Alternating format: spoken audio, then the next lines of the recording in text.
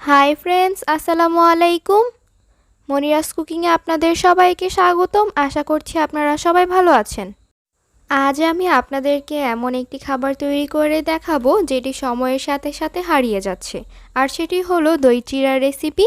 এই দই চিড়া রেসিপিটি আপনারা অল্প কিছু উপকরণ দিয়ে বাসায় তৈরি করে ফেলতে পারবেন। তাহলে আর বেশি দেরি না করে ভিডিওটি স্টার্ট করা যাক। দই চিড়া রেসিপিটি করার জন্য প্রথমেই আমি একটি বোলে পরিষ্কার করে নেওয়া 1 কাপ পরিমাণ লাল চিড়া নিয়ে নিয়েছি। আপনারা চাইলে দই চিড়া রেসিপিটা তৈরি করার জন্য সাদা চিড়াটাও নিতে পারেন। এখন আমি চিড়াটাকে পানি দিয়ে ভালোভাবে ধুয়ে নিব।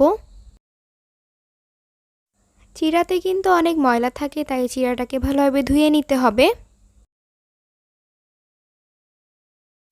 চিড়াটা ধুতে ধুতে পানিটা যখন এক পর্যায়ে পরিষ্কার হয়ে আসবে, তখন বুঝে নিতে হবে যে চিড়াটা ভালোভাবে পরিষ্কার করা হয়ে গিয়েছে।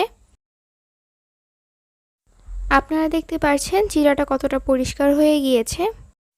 এখন আমি চিড়ার পানিটাকে ছেঁকে নিব। চিড়াটা ছেঁকে নেওয়া হয়ে গিয়েছে। চিড়াটা এমনিতেই অনেক নরম আছে, তাই চিড়াটাকে এক্সট্রা পানিতে ভিজিয়ে রাখার কোনো দরকার নেই।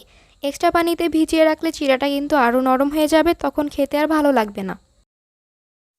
এখন আমি দই চিড়াটা তৈরি করার জন্য দুটো কলা স্লাইস করে কেটে নিব। দই চিড়াতে অতিরিক্ত ফ্রুটস দিলে তখন আর দই চিড়ার আসল স্বাদটা পাওয়া যায় না। এজন্য আমি দই চিড়াতে শুধুমাত্র কলাটা দিব। কলাগুলো স্লাইস করে নেওয়া হয়ে গিয়েছে।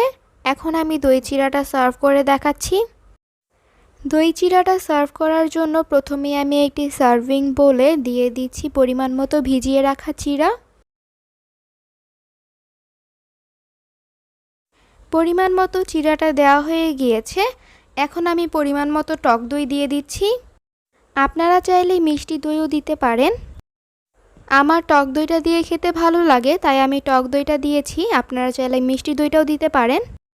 আমি যেহেতু টক দইটা দিয়েছি, এজন্য আমি এখন দিয়ে দিচ্ছি 2 টেবিল চামচ পরিমাণ চিনি।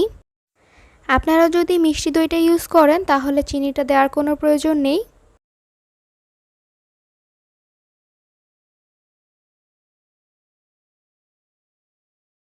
এখন আমি দিয়ে দিব 2 টেবিল চামচ পরিমাণ গুঁড়া দুধ।